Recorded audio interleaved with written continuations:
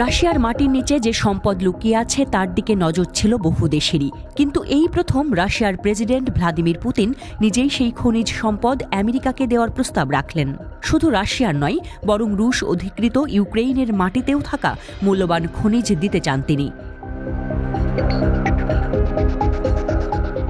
এটা কেবল খনিজ সম্পদের বিষয় নয়, এটা আসলে এক জিওপলিটিক্যাল মাস্টার স্ট্রোক।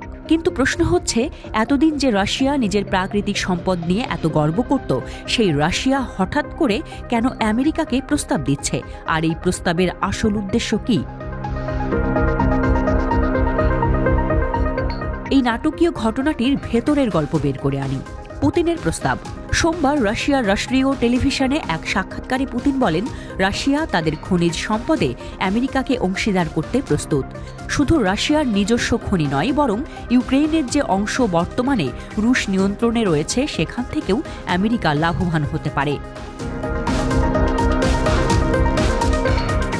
তিনি আরও বলেন, রাশিয়ার তুলনায় ইউক্রেনের খনিজ সম্পদের পরিমাণ কম এবং রাশিয়ার বিশাল রিজার্ভ থাকায় তারা চাইলে পশ্চিমা কোম্পানিগুলোর সঙ্গেও কাজ করতে পারে। এছাড়াও পুতিন প্রস্তাব দিয়েছেন রাশিয়ার সাইবেরিয়ার ক্রাসনোয়ারস্ক অঞ্চলে অবস্থিত অ্যালুমিনিয়ামের বৃহত্তম কারখানায় আমেরিকার সঙ্গে যৌথ প্রকল্প চালানোর। কিন্তু কেন হঠাৎ এই অফার? একদিকে মার্কিন প্রেসিডেন্ট ডোনাল্ড ট্রাম্প ইউক্রেনের খনিজ সম্পদের ওপর আমেরিকার প্রবেশাধিকার চাইছেন। ট্রাম্প প্রশাসন ইউক্রেনকে সহায়তার বিনিময়ে তাদের মূল্যবান খনিজ সম্পদের অংশ দাবি করছে। এ নিয়ে ইউক্রেনের সঙ্গে আমেরিকার চূড়ান্ত চুক্তি প্রায় সম্পন্ন হয়ে এসেছে। ইউক্রেনের উপপ্রধানমন্ত্রী ওলগা স্টেফানিশিনা জানিয়েছেন, আলোচনা ইতিবাচকভাবে এগোচ্ছে এবং চুক্তির মূল বিষয়গুলো চূড়ান্ত পর্যায়ে। অন্যদিকে ইউরোপীয় ইউনিয়নও ইউক্রেনের খনিজ সম্পদে আগ্রহী এবং তারা একটি উইন উইন পার্টনারশিপ গড়ে তুলতে চায়। তাহলে পুতিনের উদ্দেশ্য কি? এই প্রস্তাব কেবল খনিজ সম্পদ ভাগাভাগির জন্য নয়, বরং রাশিয়ার জন্য এটি একটি কৌশলগত চাল। পশ্চিমা নিষেধাজ্ঞার কবলে পড়ে রাশিয়ার অর্থনীতি চাপে আছে।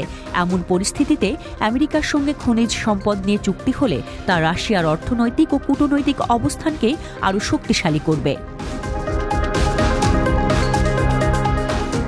একই সঙ্গে এটি আমেরিকার জন্যও একটি কঠিন সিদ্ধান্ত, কারণ রাশিয়ার সঙ্গে চুক্তি করা মানে হচ্ছে একদিকে ইউক্রেনকে সমর্থন করার পরেও অন্যদিকে সেই রাশিয়ার সঙ্গেই অর্থনৈতিক লেনদেন করা। পুতিনের এই পদক্ষেপ আসলে নতুন এক আন্তর্জাতিক কৌশলের ইঙ্গিত দিচ্ছে। একদিকে আমেরিকা ইউক্রেনের খনিজের উপর নজর রাখছে, অন্যদিকে রাশিয়া আমেরিকাকে নিজেদের খনিজ ভাগ দেওয়ার কথা বলছে। এর ফলে বিশ্বমঞ্চে নতুন এক অর্থনৈতিক ও রাজনৈতিক সমীকরণ তৈরি হতে পারে। কিন্তু আমেরিকা কি পুতিনের এই প্রস্তাব গ্রহণ করবে? ইউক্রেনের ভবিষ্যৎ কি হবে?